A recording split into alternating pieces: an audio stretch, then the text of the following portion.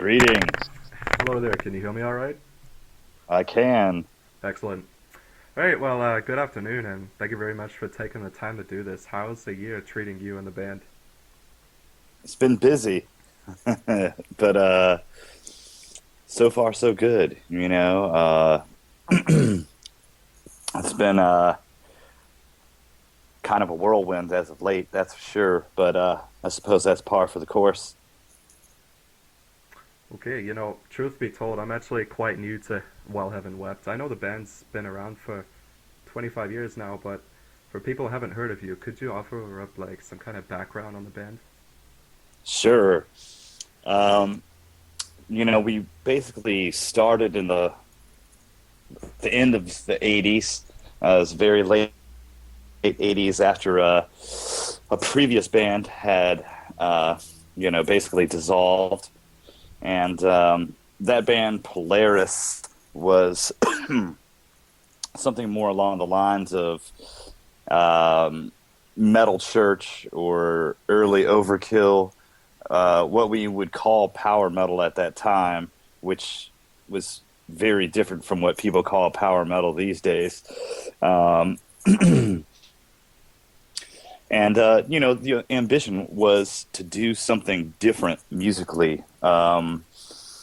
We were listening to a lot of the more extreme thrash and early death metal, a lot of classical music and fusion, um, and a lot of classic underground U.S. bands like Fate's Warning, Attacker, Brocus Helm, Sirathungal, these kinds of things. So we kind of wanted to incorporate a lot of that all together, which is pretty ambitious considering I was a freshman in high school when While Heaven Wept started. Um, so we were we were all between 15 and 18 years old, and eventually, when all is said and done, the premise of the band changed. It was no longer based upon um, strictly musical ideas. Rather, um, it became a vehicle for dealing with, the struggles of life. Um, I definitely was going through a period where, with relationships ending and, troubles with the family and so forth. Um, just a lot of complicated things that I don't think I was really prepared for mentally or emotionally. So, yeah, the premise of the band changed at that point in time to, um, you know, it was more of an extra musical thing, and the character of the music also changed at that point. It it became much darker. It was less thrashy and technical. It was more of a, I guess, for all intents and purposes, that would be the point at which everything went to doom. And, that's kind of what we were associated with for a long time after that.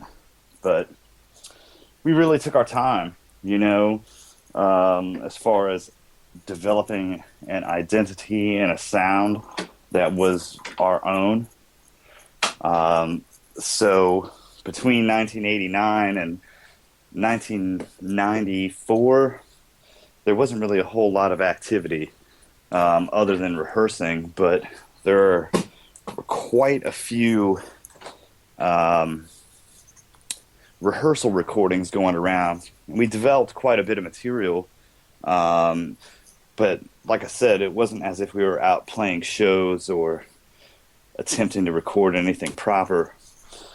So from there, yeah, there were tons of lineup changes. It was like complete madness for a period of time because, as you can imagine, when you're at that age, people are going to have different things going on in their lives, and in some cases, people would improve quicker than others, or were more serious about it than others. Um, and other people got more, they were distracted by women and college or careers and things of this ilk. So, yeah, there was a lot of fluidity in the lineup for some time. Um, and I'm basically the only one that's left from those days. But uh, fast forwarding a bit, the core of the lineup that exists today came together around 1998 after we had recorded the Sorrow of the Angels album.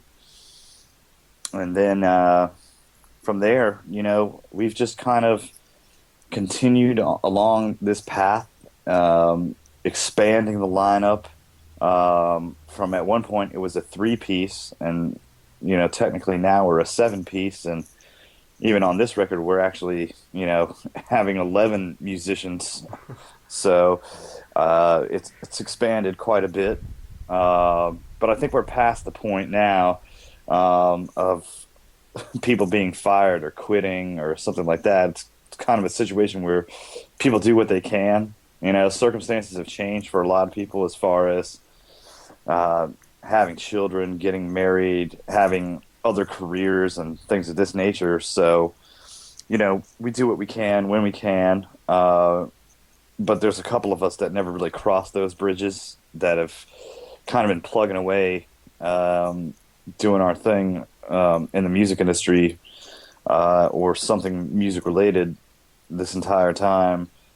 So it's pretty exciting. I'd say that once Rain came into the picture on vocals in 2008, that marked a turning point. It's probably been the most the most activity that we've seen, particularly on the live front. But we've also been kind of releasing album after album in a relatively swift fashion compared to there were times where there'd be 4 or 5 years between albums because we did everything out of pocket. It was 100% do it yourself for about 20 years, actually. And we're certainly not wealthy, so and we always had these really high production values, so our records always tended to be significantly more costly than our mates. So yeah, and we've been through so many things, labels that have come and gone. There's been some personnel shifts and all sorts of personal chaos and so forth. But yeah, I feel like right now, at the moment, it's definitely a golden era for us. We're just as hungry and just as inspired, just as sincere as back in the 80s, and it's not a situation of us ever having gone away. We've always kind of been here in this almost sub underground capacity.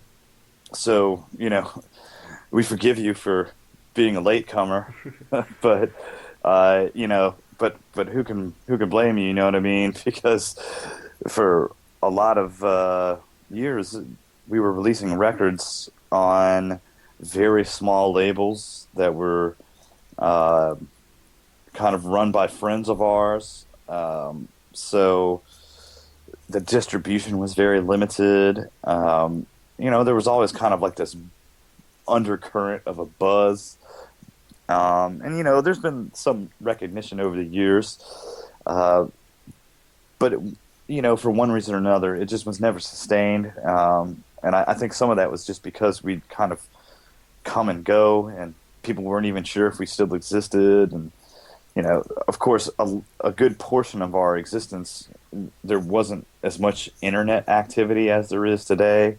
So, sometimes we'd come back with an album and it was really a surprise or something like that. So yeah, I mean, that's more or less the story in a nutshell. I mean, it's kind of hard to summarize 25 years in a Of couple course. minutes. Yeah, definitely. No, look, around about the time of the Lacrimose album, a lot of the doom metal sort of music kind of, I wouldn't say completely disappeared, but sort of dissipated, and now you've at least suspended at Aphelion, you've become like a sort of epic, melodic, however many genres I feel like throwing in their kind of music. What facilitated this change in style? Uh, it's just a natural thing. I think some of it, in part, has to do with the live activity. Um, some of the bands that we tour with, and even just watching some of our friends' bands,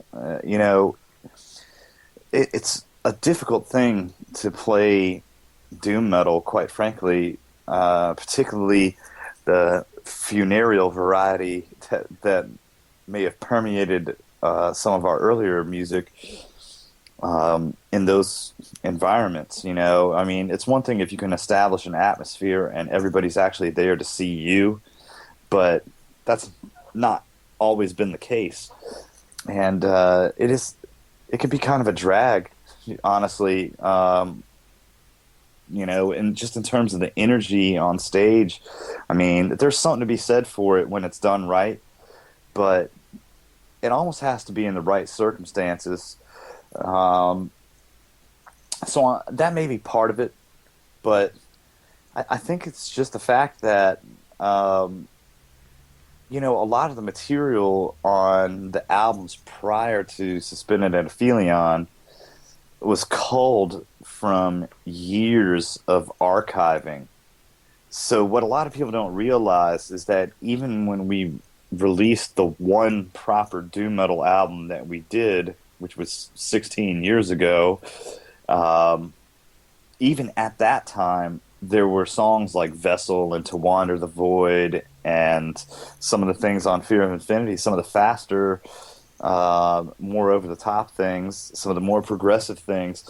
It's always kind of been there in the archives, and we knew it existed. Um, we just hadn't recorded it yet because we are very careful to listen to the music itself in terms of the direction and what makes sense together. I mean, obviously, something like A Vessel, which is a huge song for us, I mean, that was sitting on a shelf since 1992, and we didn't release it until 2009. So, you know, it just didn't fit thematically with the other material. So the reality is that we were never ascribing to a particular genre of music. It's just each album is a journey unto itself, and it was conveying the feelings and dealing with the circumstances at the time of those recordings, or shortly afterwards, or something like that. So, you know, it was always based upon that flow and what felt like a complete journey. So sometimes we had to set aside even some of our, most beloved tracks until the time was right. And then it's just sometimes where, we would just have this intuition where it's like, that belongs here, you know?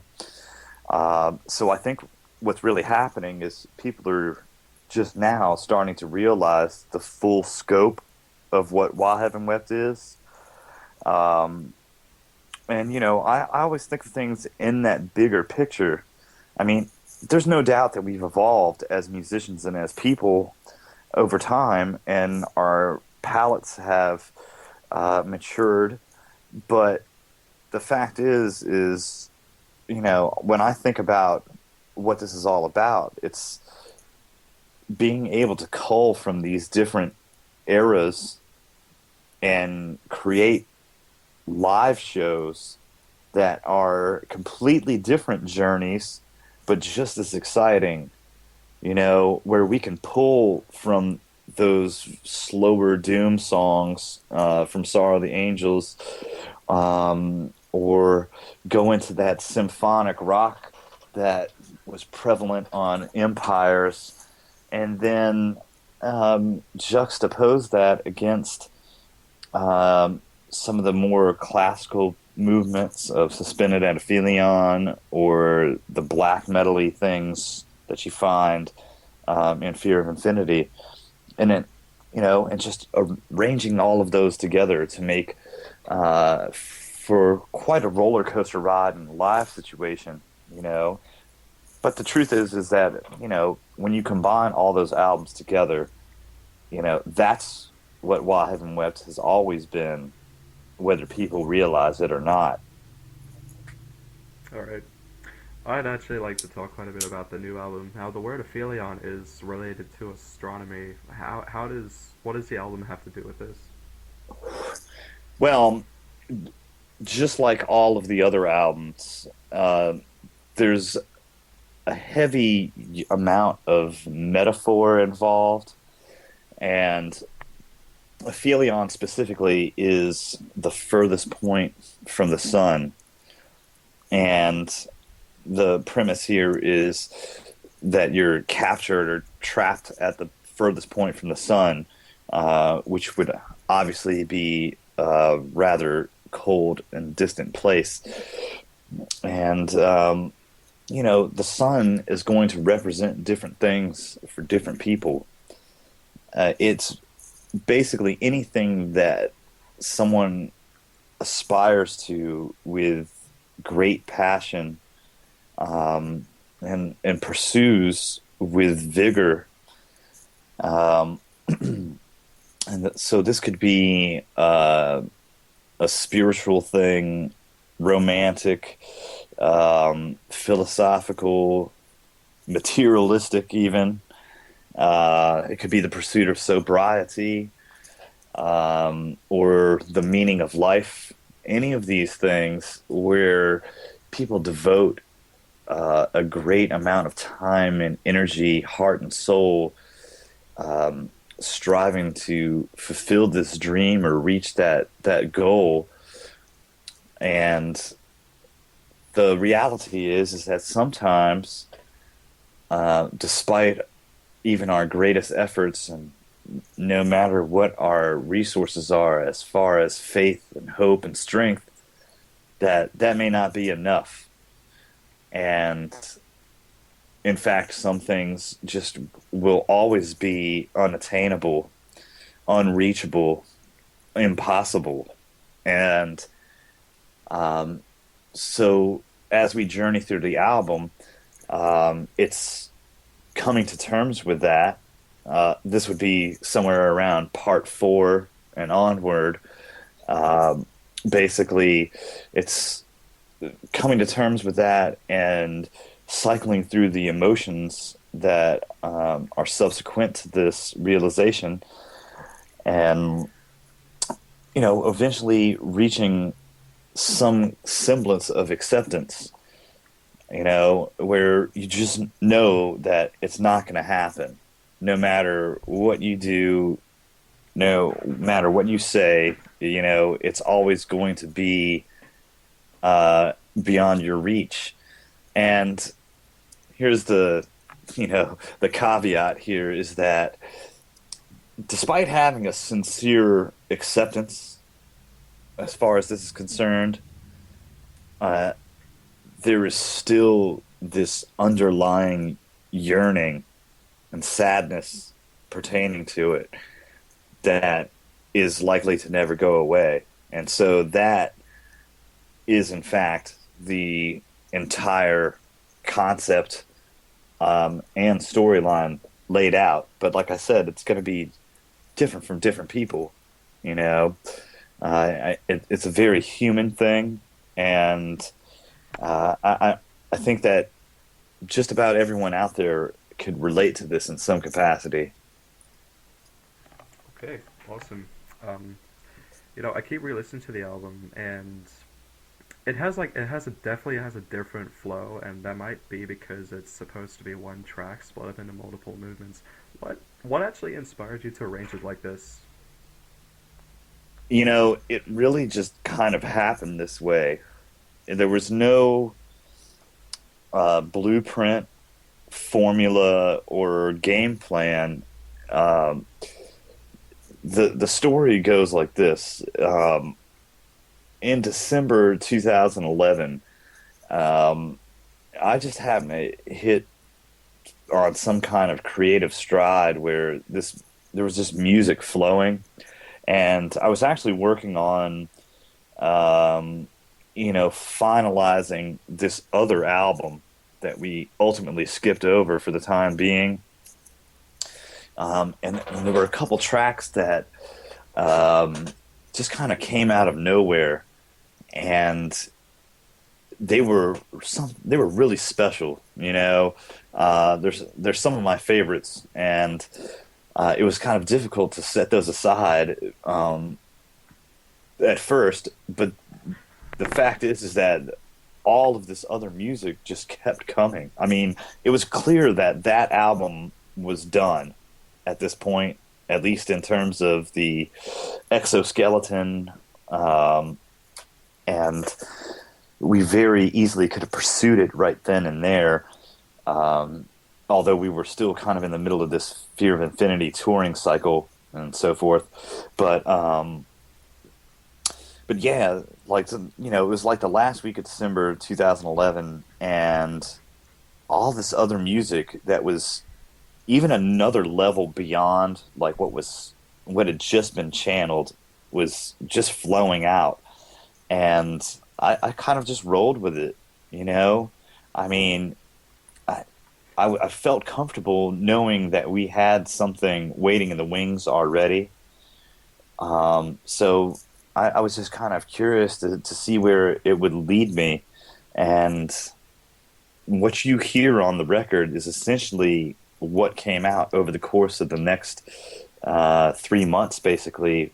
By the first week of March or so, 2012, the entirety that is suspended at Aphelion was manifest. So, you know, here's the thing to understand is that we don't really write music. It just happens. It's kind of like some cosmic thing, or, it's almost like being possessed in some ways where it just literally flows out. And for some reason, my fingers move to where they do. Um, if I actually try to exert an effort, or if I approached it, you know, thinking about it, uh, I don't think that I would be able to write a song. Or at any rate, it certainly would be. Um, it would feel contrived and false to me because we've never actually written a song in 25 years. It's always just kind of come through revelation. So just came out like this. And, there were some parts where, and just to re emphasize what I was just saying there, um, I guess at some point, I was trying to rush to a conclusion, and I was never really comfortable with the original finale because that's the one thing that really is different from March 2012 or so. And what ended up happening was after Mark Zonder had laid down his tracks for the rest of the album, and he even tracked the original finale as written. I just felt like because maybe we were trying to force it too much, it just wasn't doing the rest of the album justice. So in a Hail Mary move, we, I was like, all right, Mark. And I'm sure at this point he was already a little frustrated because we spent an inordinate amount of time tracking those drums, probably a lot more than um, he had anticipated. But he was a trooper, and he hung in there with me. So I was like, Mark, give me a couple days. Let me see what I can come up with here. And what I did was I started playing the Reminiscence of Strangers, as we call it. To me, it's really just part nine. And instead of going the route that was there before, which, by the way, it would have been a sufficient ending, I suppose. It was very much in the vein of the end of Furthest Shore or something like this. It was characteristic WHW, but I don't know. It just never sat right with me. I always felt uncomfortable with it. Um, so so here I was, and I kind of shut out the world, and I was sitting there in my room playing part nine, and I just let my fingers go where they did, and in a relatively short period of time, um, what you hear on the final album, it all came together, and it was very crazy, even to me, because it was just like key change after key change after key change. Um, it wasn't a situation where, and I don't think that there's very much of this on the album at all, where it was verse, chorus, or something like this. It was a very unorthodox structure, but yet it felt right. And it felt natural. It felt like that's where the music really wanted to go. So we pursued that, and literally like 3 days later, Mark Zonder retracked the finale of the record, and man, it's something really magical, and I wish I could say that I had planned that or that I had a hand in writing that, but again, it just kind of happened, and I think that's what needed to happen, since the rest of the record had come in that fashion. Um, Whenever we try to like hammer like a square through a a circular hole, it just doesn't work. So we have to trust the music and let that tell us what needs to happen, or whatever is guiding us, or whatever. I'm not trying to get all spiritual here or anything like that. I don't know how or why it transpires. It just does. And it felt like this music wanted to be heard, and it was meant to be heard complete. So it just happened that way. It's the craziest thing. I know plenty of other bands where it's like a different thing. It's like, they write stuff together, jamming or whatever. And you know what? We do a lot of that too. Not much of it has made it onto a record at this point. Um, there's some very cool things that happen spontaneously when we're playing together. And that's an angle that, we still have that angle that we can pursue in the future. Um, but I also know a lot of people where they will sit there, nose to grindstone and, hammer things out. Or some people, just have a knack for writing riffs and things. Um, but I think we operate a little bit differently than a lot of bands. I see what you mean there. I mean, okay, so for heavier tracks on the record, like, say, Indifference, Tone Paralysis, or Souls in Permafrost, you said there's a lot of classical influence on this album too, but do the heavier tracks represent something thematic within the context of the album? Well, sure. I mean, if you consider the cycles of bereavement, going from shock and disbelief to denial, and something like indifference turned paralysis. It's like that point, that a lot of us reach where it's like, well, fuck it, it doesn't matter anyway, Mm. and it just kind of, minimizing things, shutting things out, putting up walls. um that's what that's about. And from there it continues on through rage. It builds to a rage. That blasting section towards the end. Well, it's not really blasting. It's like the really fast black metal passage at the end. Um, you have that rage building, and then it collapses to despair again, in the memory of bleeding. So the thing is that, like I said, pretty much from part 4 through part 9, um, it's kind of like this swirling phantasmagoric thing. I mean, there is a logical progression in terms of the emotional and lyrical content, um, but yet, there's a little bit of an ebb and flow because, when you're recovering from a loss, or an injury or some kind of tribulation, um, it's not always linear.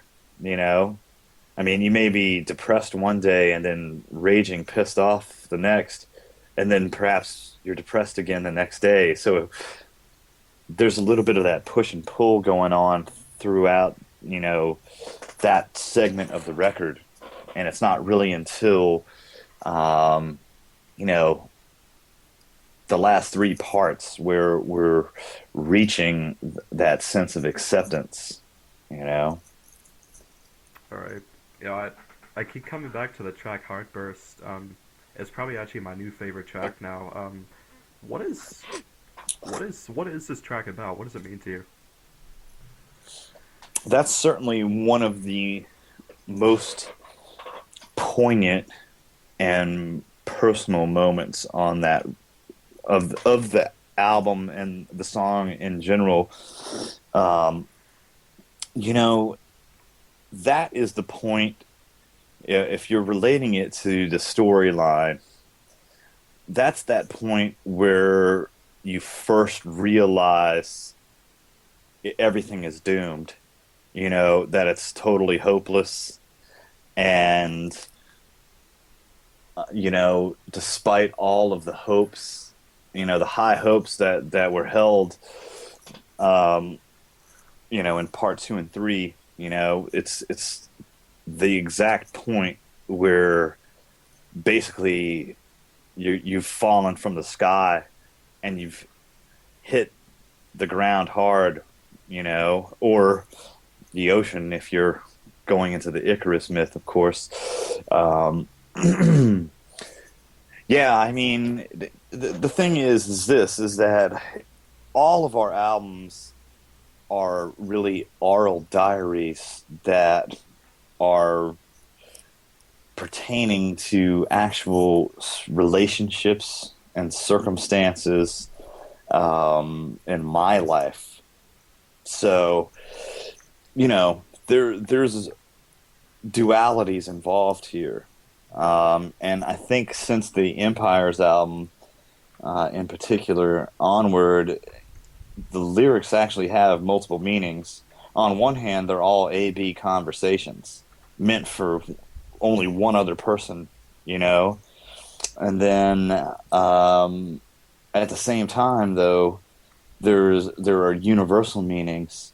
And then there's other, aspects, too, where there are underlying spiritual meanings as well. So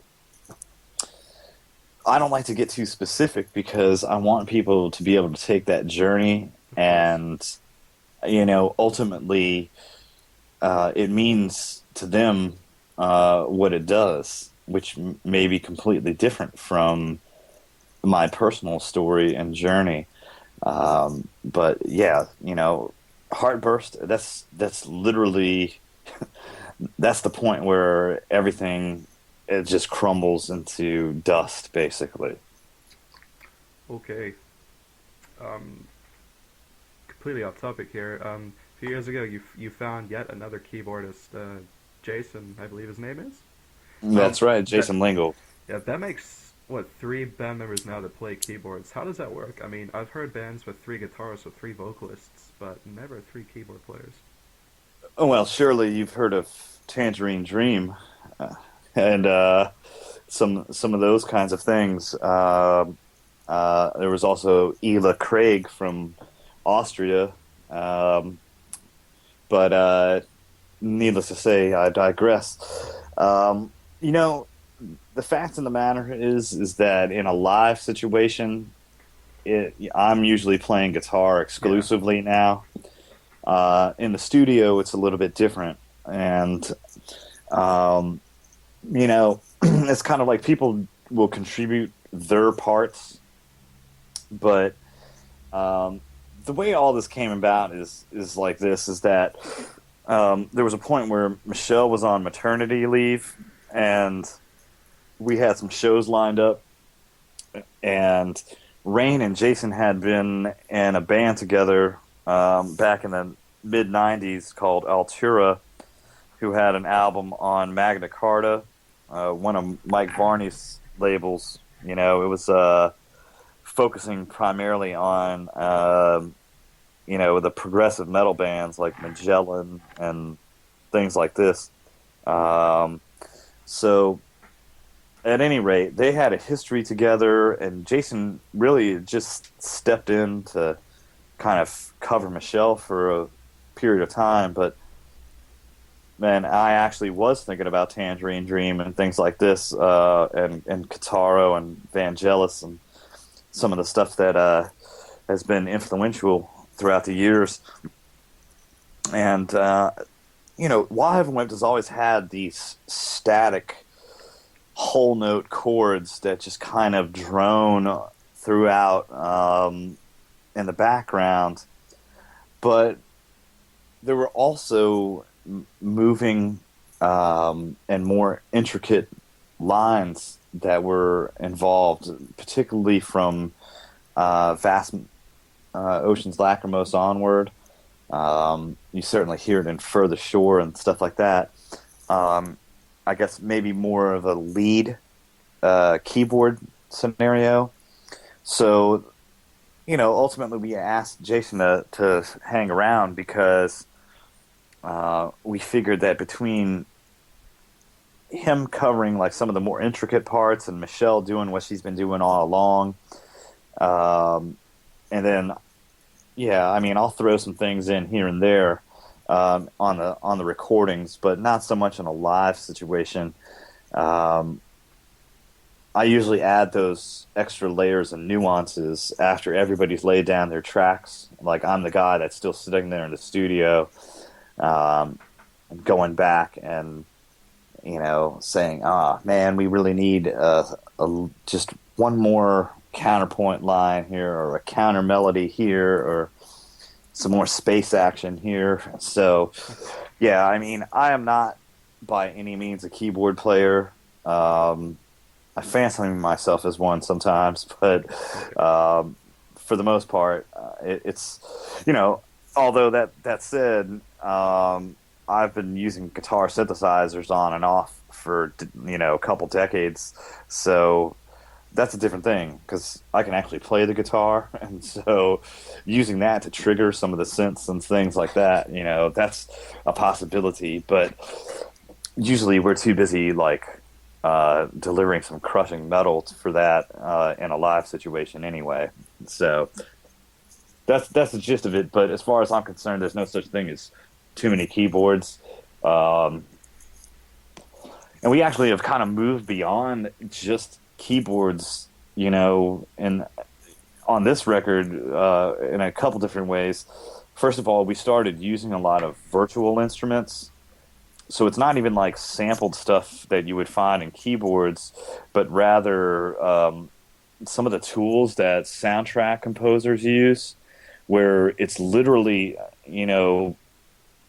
those choirs and chants that you hear on the record are actual voices recorded in a cathedral in San Francisco.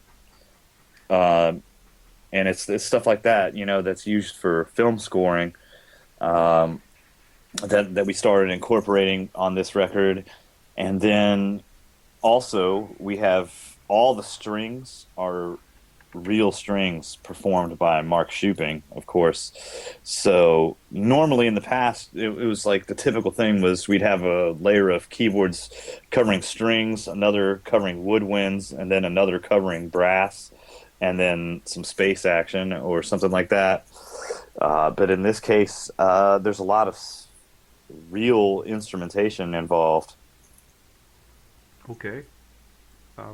We're actually almost wrapping up here. What's kind of fantastic is that you've actually already answered many other questions I had lined up, so that's great.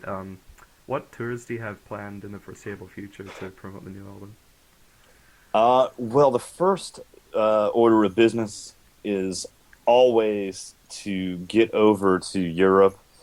That's where our fan base is. That's where our record label is, and um, most of our back catalog was released only in Europe. We didn't even release anything in the United States until Fear of Infinity after the demos. You know, so that's kind of where we consider home, Okay. and so we'll be heading over there at the earliest possible opportunity. Uh, Given that the album's coming out in our winter, obviously you're about to head into summer, I guess. Oh yeah, it's Uh, basically already summer. right, right. So here's the deal: is that no one is really trying to roll over to Europe in the middle of winter for a plethora of reasons, due to past experience, and you just never know. I mean, again, it's like people have families and jobs as well, and we can't afford to get stuck because some airports are closed or something like this, and let alone, it's terrible for singers. And when you have a real singer, like Rain, who really does try to take care of himself and his voice, you can't risk getting sick, and someone's going to get sick just by virtue of traveling. Mm. It's kind of hard to avoid.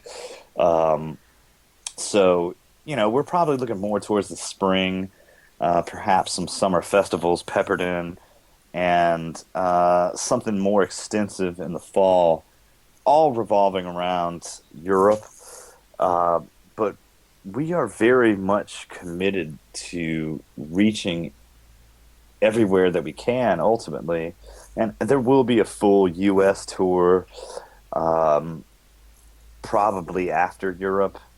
Um, it's kind of hard to say, but I do foresee a rather extensive touring cycle for Suspended at Aphelion. Um, it usually seems to break down that we're rolling for about 2 years, focusing on that front while at the same time kind of preparing in the background for doing pre-production for the next recording. Okay, well, that basically wraps it up. Thank you very much for your time and congratulations on the album. It's absolutely stunning. Do you have any last I words? Well, thanks for your fantastic review. I mean, some of the things that you articulated in there, they really hit home. They meant a lot, and I'm glad that the album's resonating with people. I mean, there's certainly people that don't get it, but that's okay. It kind of comes with the territory, and we really don't do it for anyone other than ourselves. And I think that's the thing that ensures that it's a good album, in part because as long as we're feeling it, then chances are someone else will as well. Um, but other than that, I know I was talking a lot about the States and Europe, but we're certainly looking to make our way down that way. It's just a matter of having the opportunity, someone, and we need a promoter to reach out and we're open for anything, and we'd love to come down um, to Australia and New Zealand, these kinds of things, and in South America too. Um, so it's kind of out of our hands, just like everything else at this point. We've done our part, and now it's really up to everybody out there on the street and the audience, and all these kinds of things. It's really up to everybody else at this point, even as far as if and when another album transpires. There's music that's waiting in the wings, but there are certain thresholds that have to be crossed. So you know, so needless to say, for everyone else that's been supporting us all these years, thank you. We appreciate it truly, and we hope to see everyone on the road, and hope everybody really gives Suspended at Aphelion a proper listen, or preferably 5 or 6 passes through. Oh yeah, definitely. Well, thank you very much for your time. Uh, that's it. Cheers. Really appreciate it. Of course. Bye bye. Take care.